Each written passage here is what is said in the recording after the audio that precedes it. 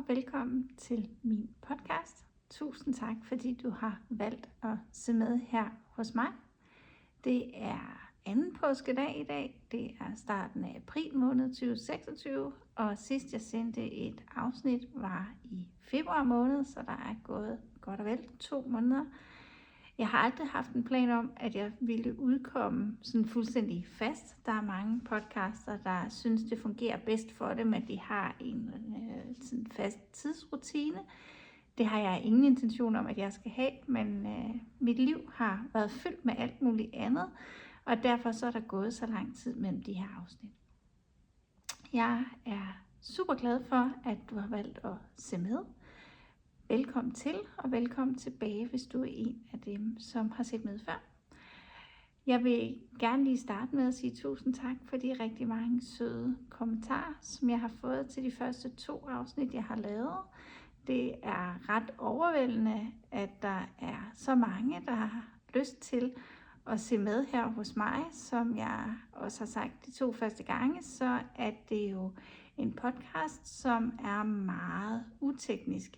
Det kan godt være, at jeg bliver bedre til det tekniske hen over tiden, kan man sige. Men det er ikke noget, jeg har nogen særlig stor interesse for, og derfor så er jeg heller ikke kommet til sådan et sted, hvor jeg har brugt en masse tid på at lave en fantastisk intro og finde ud af, hvordan jeg laver alle mulige lækre ting. Så velkommen til. Jeg håber, at jeg kan inspirere en lille smule. Jeg har de andre afsnit snakket omkring en halv time. Det synes jeg selv er en passende længde, når jeg ser podcasts. Jeg synes, det kan godt blive meget lang tid, hvis man ser podcasts, som varer mere end en time. Så kan man godt dele over og sådan noget, så det er slet ikke, fordi der er noget galt i det. Det er bare sådan i forhold til, hvilket format jeg selv går efter, så er det en halv times tid. Jeg vil gerne starte med at vise den trøje, som jeg har på. Jeg kan lige rejse mig op her, man kan ikke se det hele. Det er en Stripe Overload polo, som jeg er blevet færdig med siden sidst. Jeg viste i første afsnit et billede af en cute sweater, jeg har strikket af Laura Dalgaard. Og den blev strikket i Vams fra Rauma, og der var rigtig meget garn til overs for det sæt, jeg havde købt. Og der var noget blåt i den, og der var noget grønt i den, og der var noget lyserødt i den, og der var noget brunt i den cute sweater. Og da jeg var færdig med at strikke den, så kunne jeg se, at jeg kunne godt tænke mig at lave noget med det her garn. Der ville ikke være helt nok til en cute sweater mere, og jeg havde heller ikke lyst til at lige lave den på det tidspunkt. Og så fandt jeg opskriften på den her Stripe Overload cardigan, som Spetakkelstrik har lavet. Og så var jeg på en strikkeweekend i Viborg sidste år. Der er andre podcaster, der har snakket om den. Lola Strik har snakket om den, og Følgetråden har snakket om den. Det er Jaffe Laf og Katrine Lyk, hvis I kender dem fra Instagram, som arrangerer den. Men pointen var, at på det her strikke weekendophold, der var sådan der var mulighed for at købe noget garn, andre havde i overskud, og der var en, der havde sådan det her bordeauxfarvede Vams. Og det synes jeg virkelig var flot. Og jeg synes, det her passer rigtig flot til den her trøje.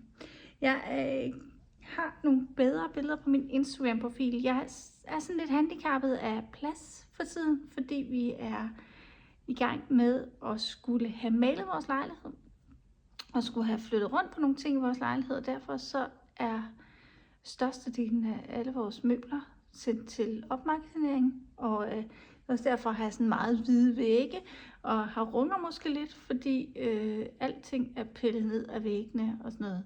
Så vi regner med, at inden for den næste måneds tid, skulle der gerne komme nogle malere og male vores lejlighed, og få malet væggene, og få malet lofterne, og så skulle vi gerne i gang igen, og så skulle der gerne blive sådan lidt mere personligt.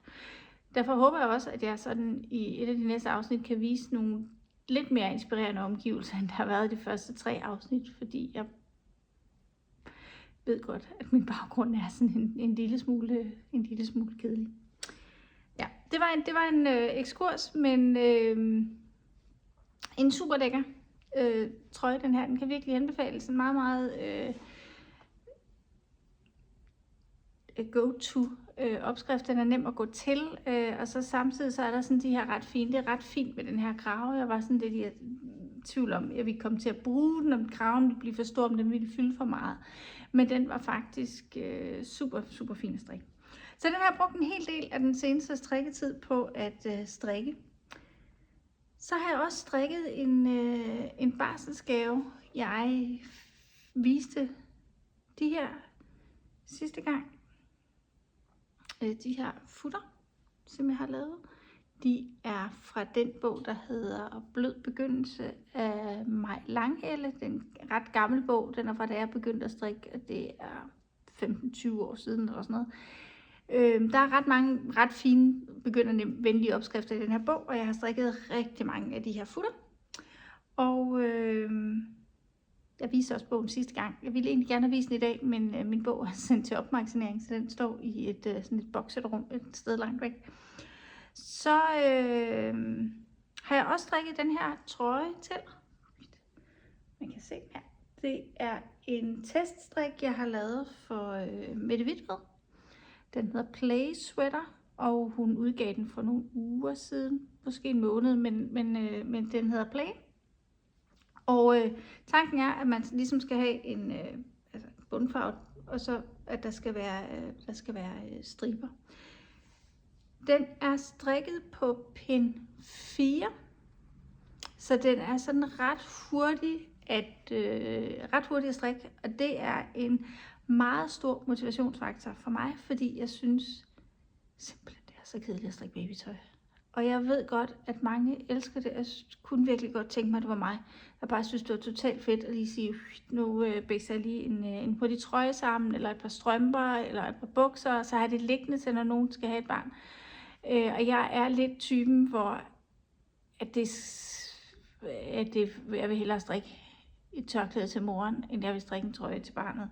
Og det er lidt ærgerligt, at jeg har det sådan. Det er måske også noget psykisk, fordi jeg oplever egentlig, at dem, man forærer sit strikketøj til, de bliver ret glade for det.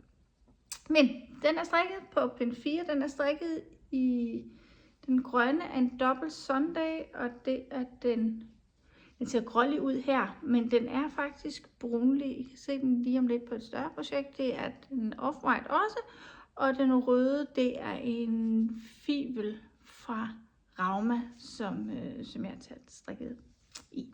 Den er, altså det er jo ret hurtigt, ikke? Pin 4 og størrelse et halvt år. Og jeg satte så stærkt på, at min kollega, hun bliver glad for den. Jeg synes selv, den er blevet rigtig fin. Så den har jeg brugt lidt tid på. Så har jeg jo tidligere fortalt, at jeg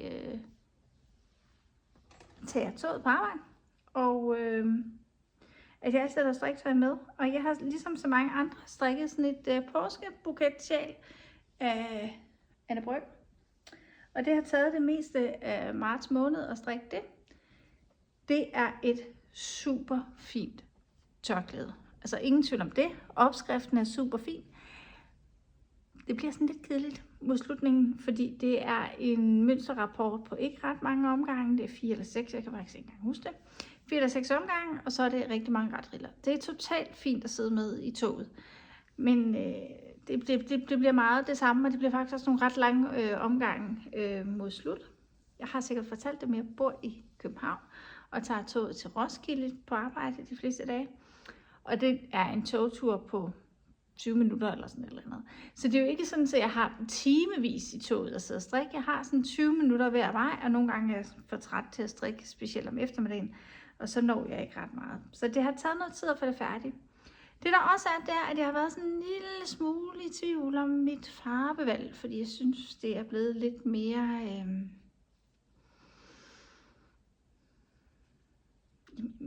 lidt mere frisk i farver, end jeg plejer at være. Jeg er ret meget til sådan nogle jordfarver, og jeg synes, de her farver, de er virkelig pæne.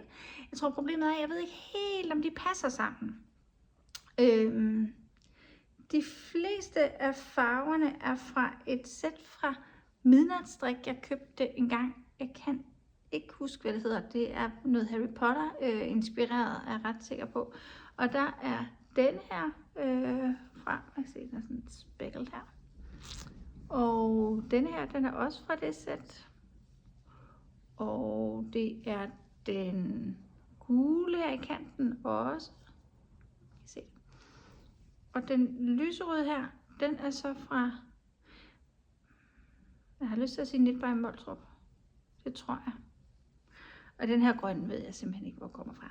Så det er sådan lidt en blanding, og det skal nok blive fint. Altså jeg synes, det har en rigtig fin størrelse. Man kan sådan lige svinge det rundt, og så kan det varme, godt rundt om nakken. Jeg er typen, der fryser rigtig meget, men det kan også fint bruges som et halsterklæde. Så det har jeg strikket på. Det betyder så også, at jeg har ikke nogen færdige strømper at vise frem, fordi jeg har strikket på det her. Og jeg kan sådan set godt forestille mig at strikke et til, fordi det er sådan ret anvendeligt. Måske i nogle lidt mere dæmpede farver. Der har været sådan en knitterlong, som Lola Strik og Strik by Brøger og Charlotte Werenberg, mener jeg, der har stået bag. Så der er blevet strikket rigtig mange. Hvis I kigger på påskebuketsjal af Anne Brygger inde på Instagram, så vil I kunne se, at der ligger rigtig mange fine udgaver af sjalet. Der er måske nogle af jer, som vil spørge om, hvordan det kan være, at jeg har købt en opskrift, når hele mit projekt med den her podcast, hele mit projekt for 2026 er, at mit garnkøb skal gå i 0, eller mit garnliv skal gå i 0, sådan rent økonomisk. Men det kan lade sig gøre, fordi jeg har lavet et par designs. Jeg har lavet 3, som ligger til salg inde på Ravelry, og jeg har været så heldig, at der er nogen, der har købt mine opskrifter. Der ligger en gratis opskrift på et sådan scarf, der hedder Gloria, opkaldt efter Vivaldis Gloria. Så ligger der opskriften på et tørklæde, som hedder Fidelio, og så ligger der opskriften på et par strømper. Det er dem, jeg har solgt flest af, som ser sådan ud. Det her det er sådan helt ren reklame for min eget projekt. Men det kan findes inde på Ravelry. De koster ikke så mange penge, 25 kroner tror jeg. Og dem er der nogen, der har købt.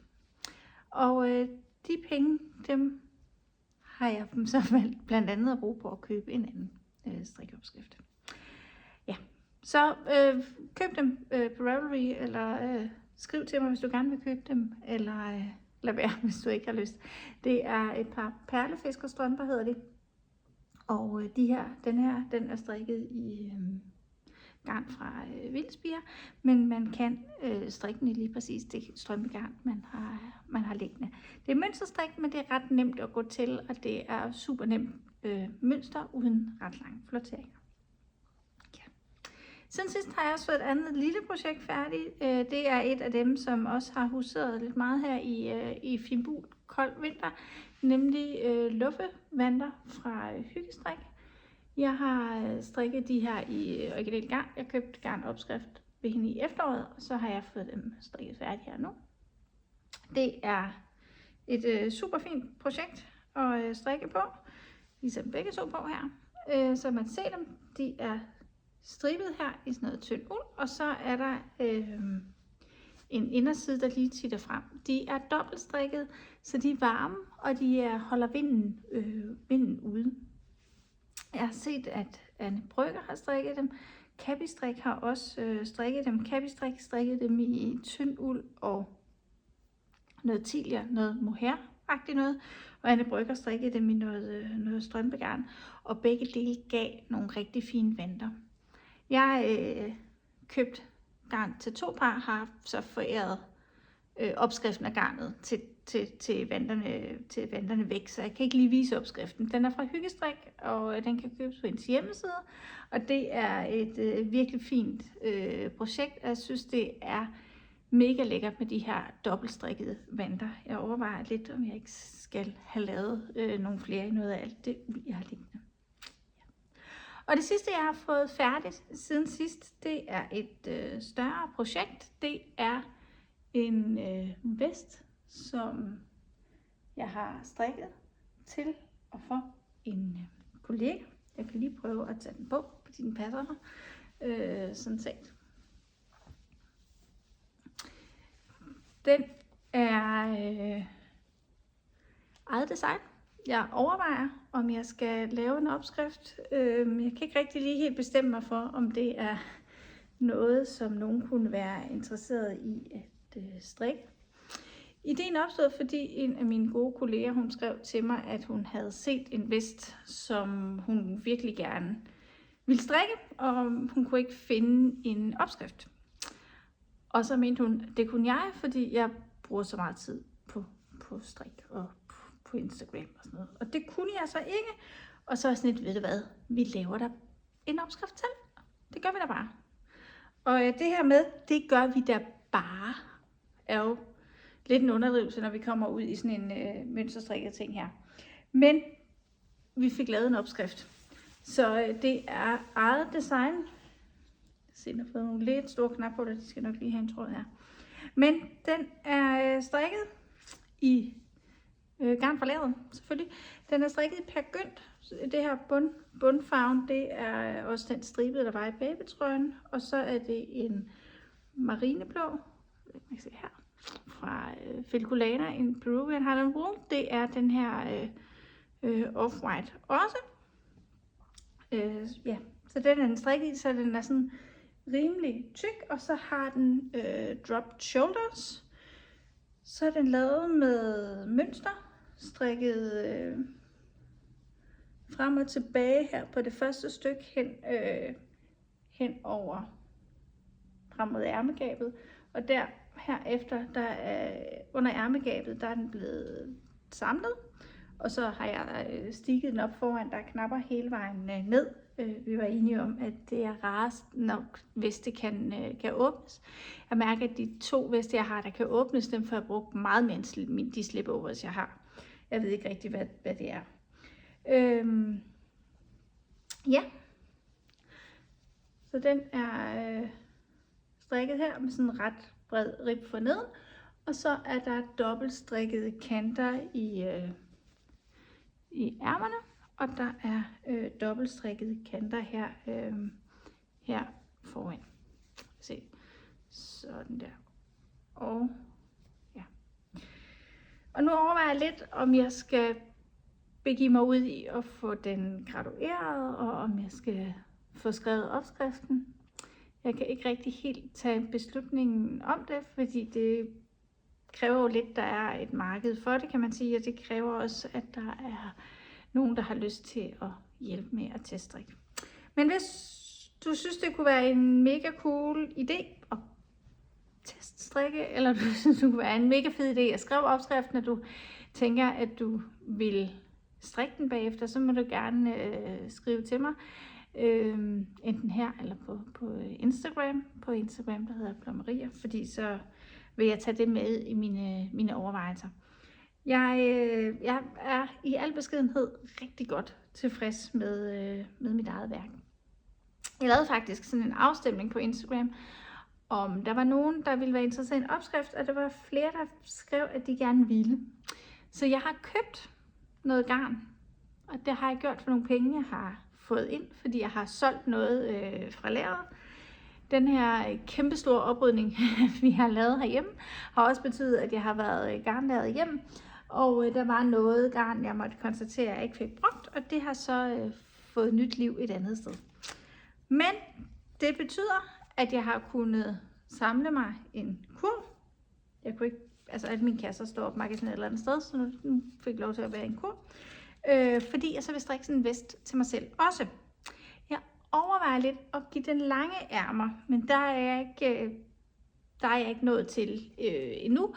Det vil være jo sådan, at den vil få påsatte ærmer, fordi man vil sætte dem på der, hvor der er en dobbeltstrikket i kanten nu. Så opskriften vil, ikke nemt, men den vil kunne modificeres, så man får en trøje i stedet for en vest. Og det er sådan lige i overvejelserne om, hvad det er, jeg rent faktisk gerne vil have.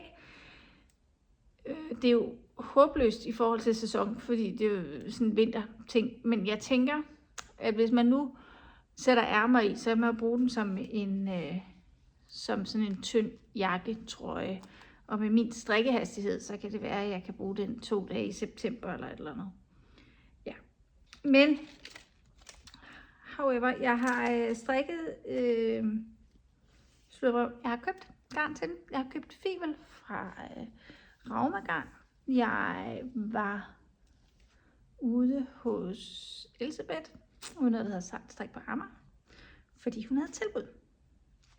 Og så valgte jeg at købe det der. Elisabeth er også virkelig, virkelig sød, så jeg kan anbefale mig at besøge hende, hvis man skal bruge noget fivel, som er også et garn, jeg virkelig godt kan anbefale.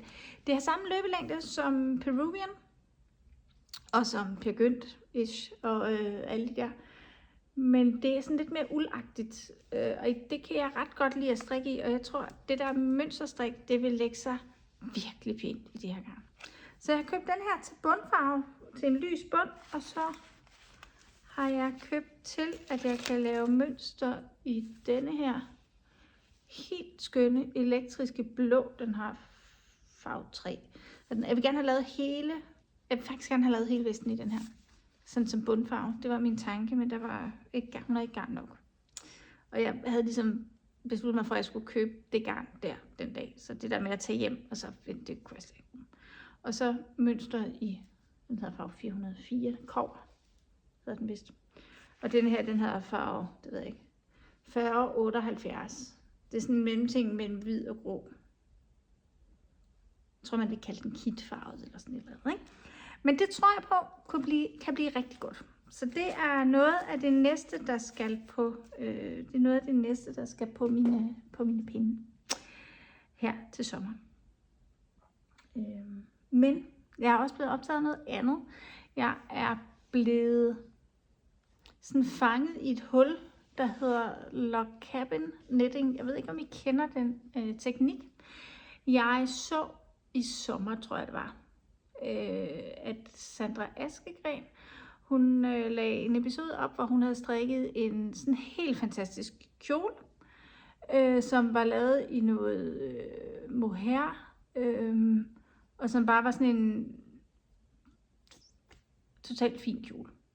Hun havde vist haft den på til en fest, og den var bare mega flot. Og det var sådan en kjole, hvor jeg tænkte, den er bare vildt pæn, og den passer så fedt til hende og hendes æstetiske univers og sådan noget. Det er ikke en kjole, jeg ville få brugt, tror jeg. Fordi jeg ved simpelthen ikke, at jeg ville kunne lave den pæn nok. Og når jeg siger pæn nok, så handler det ikke om min sådan strikke, handler ikke om mine evner i forhold til at strikke. Det handler sådan i forhold til, at jeg ville få lavet en, der var pæn til mig, og som ville passe til mig. Det var sådan en kjole, som var sådan ret sådan statement piece. Men hun henviser i det afsnit til hende, der inde på Instagram hedder Mia Simone, som har lavet rigtig mange rigtig fine ting i det her log cabin. Og det har jeg været totalt inspireret af. Så der skete det, at jeg egentlig havde planlagt, at jeg ville strikke mig selv et tørklæde. Nemlig det her Rocketeer Scarf af Max Zanetter. Ham der har Le Garçon, som også er en podcast, har jeg hørt. Jeg har aldrig set den. Og det vil jeg, fordi jeg strikkede sådan et i efteråret til en kollega. Jeg er gymnasielærer, jeg har sagt før. Og jeg er nogle gange på studietur med kolleger. Og så plejer jeg at strikke en hue. Det der så skete, det var, at jeg skulle på kursus i en hel uge i udlandet med en kollega. Sådan et Erasmus-projekt. Og så tænkte jeg, at så skulle jeg ikke strikke en hue. Så skulle jeg strikke noget andet. Og så strikkede jeg det her Rocketeer Scarf til. Og jeg synes, at det blev vildt pænt. Det blev også kæmpestort. Altså sådan virkelig huge. Og jeg sad der undervejs og tænkte, jeg vil virkelig gerne strikke et tørklæde. Kan jeg lige prøve at se, om der ikke er sådan et. Jeg tror ikke, der er sådan hernede væk. Men som det er sådan langt, og så er der strikket med sådan nogle sektioner. Og det ville jeg virkelig gerne, men det blev bare alt for stort, synes jeg egentlig. Jeg strikkede det i Loch Lomond fra BC Garn, så jeg tænkte sådan instinktivt, noget strømpegarn, noget lækkert håndfarvet, så var du ned på pind 2,5, 3, et eller andet, så har du et mega lækkert tørklæde til dig selv. Og det der ligesom var, det var, at det garn, jeg havde fundet frem, det var fordi jeg havde købt til 2 Så jeg havde Loch Lomond liggende i nogle farver, som jeg selv synes var ret fine. Og det er så det, jeg har brugt til det her Log Cabin halløjser, i stedet for til et tørklæde, fordi så får man finde en gang til det. Men jeg er gået i gang og har strikket sådan en her til at starte med. Og så er jeg gået i gang med en nummer 2. Sådan her, som gerne skulle være magen til. Og min vilde plan er, at der skal blive en trøje ud af det. Sådan en sweater eller andet. Og det der sådan ligesom dikterer, hvor lang ærmer den kan få, hvor lang den kan blive og sådan noget, det er, hvor meget garn jeg har. For jeg skal jo ikke gå ud og købe nyt garn, men jeg har en del til overs. Jeg har 3 hele nøgler af det her, og så har jeg resterne af de her andre farver, ikke? Så det håber jeg på kan lade sig gøre. De mennesker, det vil sige min mand og nogle familiemedlemmer, som har set det, har været sådan meget indstillet på, at det skulle være et tæppe. Og den her Log Cabin metode, den er, man kan google den, og så man kan skrive det på YouTube, så ligger der rigtig mange rigtig fine instruktioner til, hvordan man laver det. Det er lavet som sådan en patchwork.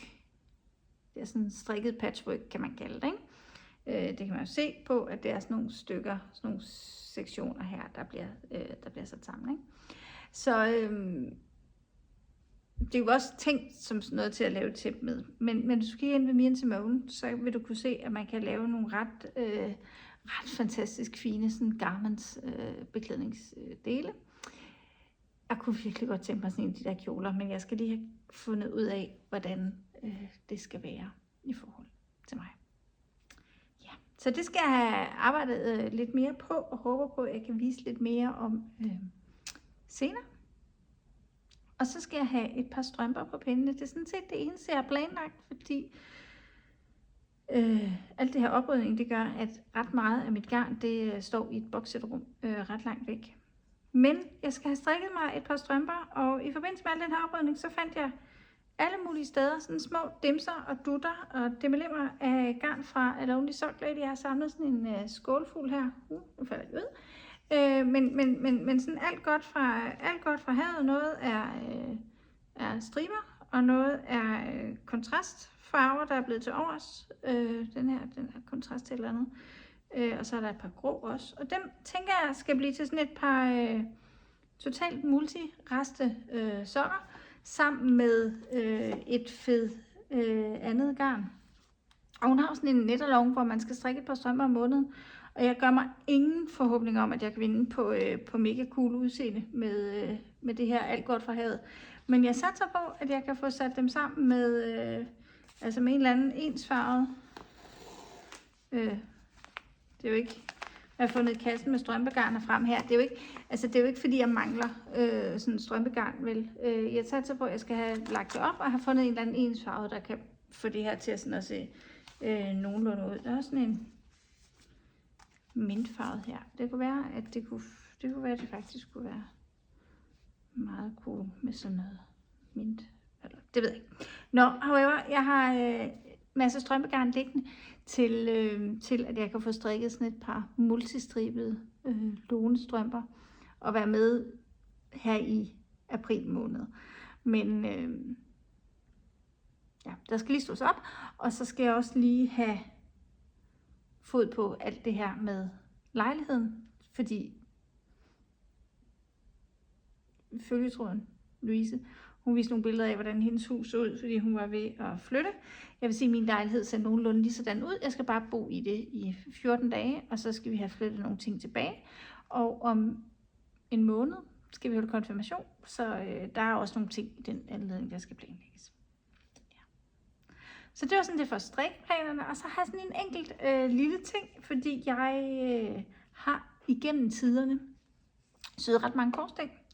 Og så har jeg i forbindelse med valget lavet sådan en quiz for nogle af mine kolleger. Jeg ved ikke, om jeg har sagt det, men jeg er samfundsfagslærer. Så det har jo fyldt rigtig meget i mit arbejdsliv. Og det er jo sådan så, at når man er gymnasielærer, så underviser man i nogle fag, som man har valgt. Altså jeg underviser jo kun i 2 fag. Folkeskolelærer kan meget mere, og meget mere forskelligt end jeg kan. Jeg kan jo kun 2 fag. Jeg kan tysk, og jeg kan samfundsfag. Så det fylder rigtig meget, og det gør det jo, fordi man har en eller anden interesse. Og så var vi til sådan et faggruppemøde, og så lavede jeg sådan en quiz, og der var så nogen, der var ret gode til at gætte udfaldet af det her valg, og derfor skulle der være nogle præmier. Og dem vil jeg lige hurtigt vise. De er stærkt inspireret af de her moderne korsstings ting med sådan nogle quotes, så jeg har lavet nogle med sådan nogle billeder med politiske quotes. Det her, det er desværre blevet sat lidt skævt i rammen, men I kan se, der står, der kommer en god løsning i morgen. Det vil vi måske alle sammen huske, Helle Thorning-Schmidt stå og sige. I forbindelse med et pressemøde, så har jeg lavet sådan en her. Det sidder lidt skævt i rammerne. Vi har skiftet standpunkt, men ikke holdning. Det er Lars Løkke Rasmussen, som sagde det tilbage, da han sad i opposition. Så har været en 13, 14, 15 stykker eller et eller andet. Og så er der Anders Samuelsen. Du kan selv se mig i øjnene og se, hvor stålsat jeg er. Så det er 3 af mine kolleger, der får sådan et billede, så tænker jeg, at de kan sætte det på deres skrivebord nede på skolen, eller de kan hænge det op hen over deres seng. Det irriterer mig lidt, at de ser skævt i rammen, men årsagen af, at jeg har syet rigtig mange korsting tidligere, har også monteret en hel del. Det, der plejer at være sådan mit hemmelige hack, og det er ikke sådan noget, der er sådan helt fint i kanten. Jeg er helt sikker på, at hvis jeg sender det til professionel indretning, så det er ikke deres metode. Men mit hack, det er dobbeltklæbende tape. Fordi det man sætter det op på, sådan et stykke tykt pap, eller bagsiden af sådan en ramme her. Hvis man sætter noget dobbeltklæbende tape på der, så kan man ret hurtigt vippe det om, og så sætter det nogenlunde fast. Så kan man ret hurtigt få det til at sidde på plads, så det er ikke så svært. Men vi havde ikke noget dobbeltklæbende tape her i rådet, så jeg fandt noget malertape, som vi sjovt nok havde rigeligt liggende af, og har sat det fast med det. Jeg håber, at dem, der får dem, de ser på de gode intentioner, der ligger bag, og så håber jeg, at de synes, det er lidt sjovt. Jeg har fundet citater i en bog, Hans Engel har skrevet, som jeg synes meget godt. Ja. Det er det, der er sket her. Det er lidt færre vilde planer, end der plejer at være. Det er også lidt mere monogam strik, end det plejer at være. Men til gengæld har jeg jo så fået lidt færdigt. Jeg håber, og tror faktisk også lidt, at jeg kan få strikket noget, så der kan blive et afsnit igen om ikke andet her i foråret, når vi får sådan nogenlunde tjek på tingene herhjemme, og når vi har fået barnet konfirmeret, så burde der falde nogenlunde ro på det hele, og så håber jeg på, at der kan blive tid til, at jeg kan få strikket lidt, og at jeg så også har lidt, jeg kan vise frem. Tusind tak, fordi du følte med. Ha' en rigtig god dag.